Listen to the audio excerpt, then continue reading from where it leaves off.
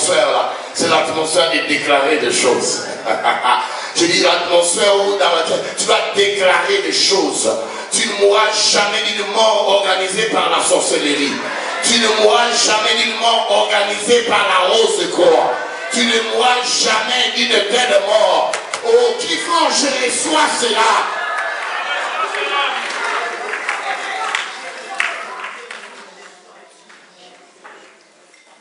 Alléluia.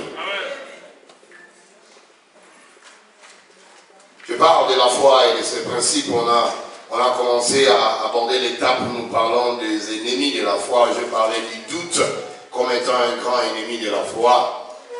Je parlais de l'incrédulité et le dimanche passé, je parlais de la peur comme étant également un ennemi de la foi. Et en fait, il y a plusieurs ennemis de la foi que je ne saurais tout finir pendant cette série ici, mais je te donne les grandes lignes, les ennemis les plus coriaces de cette foi-là qui s'opposent à la foi. Je parlais du doute, l'incrédulité, la peur. Aujourd'hui, je vais parler du quatrième ennemi de la foi que j'appelle l'opposition. L'opposition.